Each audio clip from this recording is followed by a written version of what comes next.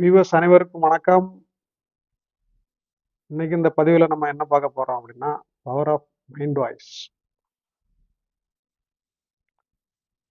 இப்போ ஒரு ஃப்ரெண்டை பார்க்குறோம். ஏ மகா எப்படி இருக்க, நல்லா இருக்கிறியா, அப்புறம் அப்படின்னு நேர பார்க்கும்போது நல்லா விசாரிச்சுக்கிட்டு அவன் அங்கே தள்ளி போனான்னா வரான் பார் திமிரு பிடிச்சவன். அவனுக்கெல்லாம் இருக்குடா அடுத்த வாரம் அப்படின்னு வேற ஃப்ரெண்ட்கிட்ட இப்படி பேசுகிறேன். இல்லைன்னா உனக்குள்ளே இப்படி பேசுகிற நிறைய பேர் பார்த்துருப்பீங்க இல்லையா? ஸோ ஃபஸ்ட்டு அவங்ககிட்ட ஃப்ரெண்டுகிட்ட டைரெக்டாக பேசுனது மவுத் வாய்ஸு. அப்புறம் அவன் போன பிறகு பேசுனது மைண்ட் வாய்ஸ். இப்போ இந்த மவுத் வாய்ஸ் வந்து சும்மா உன்னுடைய வெளி மனசு பேசுதுன்னு வச்சுக்கலாம். ஆமா, ஓகே, சும்மா ஒரு ஒரு ஒரு பாவலாக்கு அப்படி பேசுறது. இந்த மைண்ட் வாய்ஸ் தான் உன்னுடைய உண்மையான வாய்ஸ். உன்னுடைய சப்கான்சியஸ் மைண்ட் வந்து இந்த வைப்ரேஷனை தான் எடுத்துக்கிடும். எந்த vibration? Mind voice. So mind voice வந்து அவ்வளோ பவர்ஃபுல். ஸோ உனக்கு தெரியும். அப்போ அந்த வைப்ரேஷன், மைண்ட் வாய்ஸ் வைப்ரேஷன் நெகட்டிவாக இருந்தால் நெகட்டிவாக உனக்கு ரிஃப்ளெக்ட் பண்ணும், பாசிட்டிவாக இருந்தால் பாசிட்டிவ் ரிஃப்ளெக்ட் பண்ணும். ஸோ அதான் சப்கான்ஷியஸ் மைண்ட் வந்து அப்புறம் பண்ணக்கூடியது. ஸோ எந்த வைப்ரேஷனை கிரியேட் பண்ணுறையோ அந்த எனர்ஜி தான் உனக்கு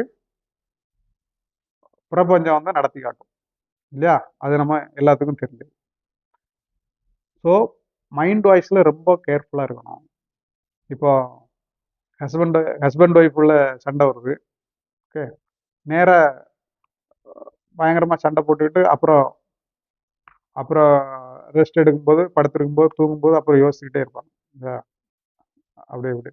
ஸோ இப்போ அந்த சும்மா இருக்கும்போது யோசிச்சுட்டு இருந்தாங்களா அந்த சண்டையை பற்றி, அல்லது அது ரிலேட்டடான அந்த கான்சிக்வன்ஸோ ஏதோ அதை பற்றி யோசிச்சுக்கிட்டு இருக்கக்கூடிய அதுதான் மைண்ட் வாய்ஸ். அந்த உண்மையான இதை தான் எடுத்துக்கணும்.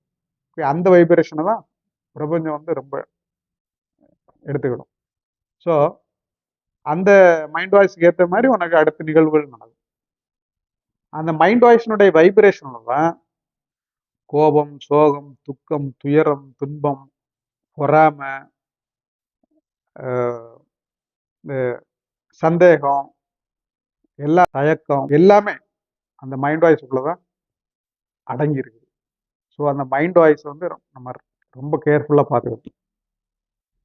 சரி, இப்போ அந்த நெகட்டிவ் மைண்ட் வாய்ஸை அவாய்ட் பண்ணுறதுக்கு என்ன வழி அப்படின்னா, முதல்ல அது மாதிரிப்பட்ட சிச்சுவேஷன்ஸை அவாய்ட் பண்ணணும்.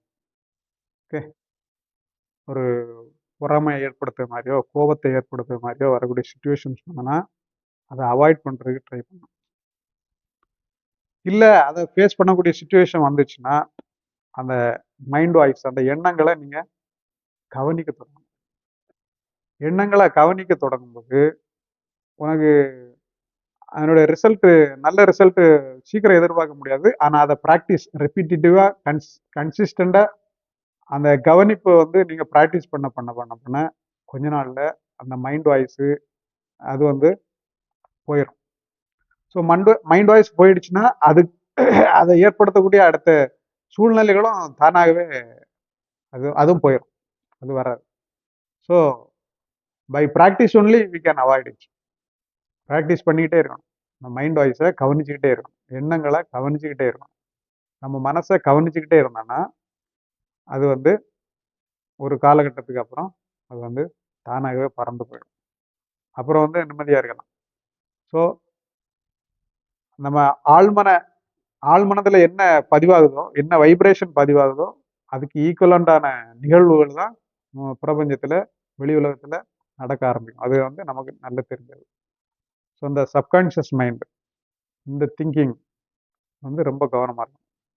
ஸோ ஆல்ரெடி நம்ம நிறைய மைண்ட் வாய்ஸ் போட்டு தான் பிரபஞ்சம் அந்த சப்கான்ஷியஸில் பதிவாகி தான் அதனுடைய ரிஃப்ளெக்ஷன் வந்து நமக்கு இப்போ வெளியுலகத்தில் நடக்குது. ஓகே,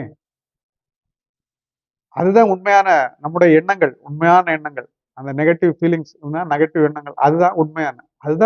அதை தான் எடுத்துக்கணும் இந்த சப்கான்ஷியஸ் மைண்டு. அதுதான் பிரபஞ்சத்தில் இருக்கு. இதை மட்டும் நம்ம மனசில் வச்சுக்கிட்டு மைண்ட் வாய்ஸை அவாய்ட் பண்ணுறதுக்கான வேலைகளில் நம்ம இறங்கணும். ஓகே ஓகே சப் ஸோ இந்த பதிவத்தோட முடிச்சுக்கிறேன்.